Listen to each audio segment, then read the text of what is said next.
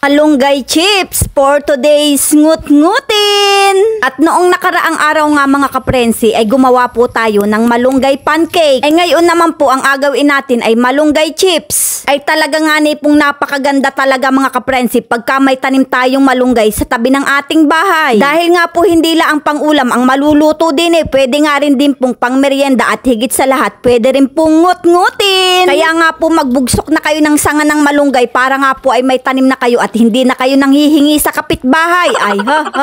At kagaya nga po ng ginawa natin sa pancake ay adurogin din po natin itong dahon ng malunggay. Para nga po mabilis siyang madurog ay lagyan nga po natin ng kaunting tubig. Kung wala nga po kayong blender ay pwede naman po ninyong tadtarin ng pinong-pino. Lagi ko nga po sa inyong inasabi at inapaalala pagka gusto mo ang isang bagay ay laging may paraan. Pero kung kayo nga ay inatamad abay wala tayong magagawa dyan. At naglagay nga po tayo dyan ng 1 cup na tubig at nilagay na nga rin po natin yung ating dinurog na dahon ng malunggay. Naglagay nga lang po tayo dyan ng kaunting asin at takpan nga po natin yan hanggang sa siya ay kumulo. At ayan na nga po pagkalipas ng ilang minuto ay kumulo na siya at ilagay na nga po natin yung 2 cups na rice flour. At halu-haluin nga lang po natin yan mga kaprensi at takpan natin ng saglit at luto-lutuin ng kaunti. At pagkalipas nga po ng 5 minutes natin tinakpan yan ay atin na nga pong halu-haluin ng kaunti at atin na nga pong ahunin yan. Ay palamigin nga po muna natin saglit yan dahil nga po yan ay agawin nating dough. Dahil nga po malamig-lamig na siya mga kaprensi ay atin na nga pong masahin yan at gawing dough. At pag ganyan na nga po ang itsura mga kaprensi ay pwede na nga po natin gawin yang chips. Ay bali nga po pakaunti-kaunti lang yung ating apanipisin dyan para nga po manipis na manipis yung ating magagawang chips. Ay napakadali lang nga pong gumawa na rin dahil nga po hindi na natin siya kailangang ibilad, makagawa lang tayo ng malunggay chips. Bali nga po yung mga pinagtatanggal natin dyan ay pwede pa nga po natin gawin yang chips. At hiwain na nga po natin yan ng maliliit na parang sa nachos. At kung ayaw nga po ninyo ng ganyang hugis dyan ay pwede naman po ninyong gawin dyan ay kung gusto ninyo ay star ay kung yun lang po ay kaya ninyong gawin. Ay ayos lang naman pong maghiwit-hiwit ang hiwa niyan at tayo lang naman po ang makain. At para nga po may design mga kaprensi ay tinusok-tusok ko nga po ang ibabaw niyan. Kahit nga po hindi nyo natusukin ng tinidor yan ay hindi naman po yan magatampo ay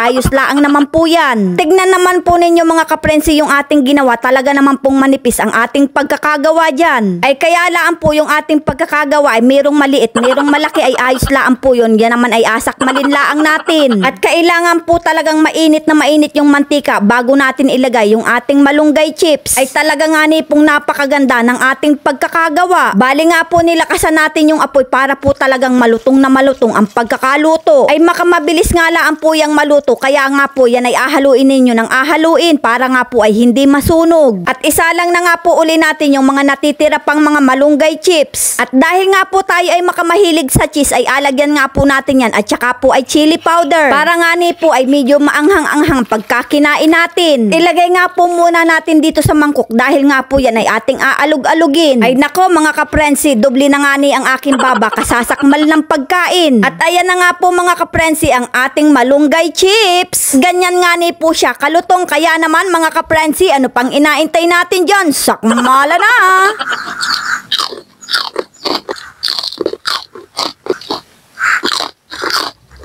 At ganyan nga ni po mga kaprensi kalutong yung ating nilutong malunggay chips. Kaya naman mga kaprensi kung naibigan nyo nga po aring bidyong are pa like and share na lang po. Maraming salamat!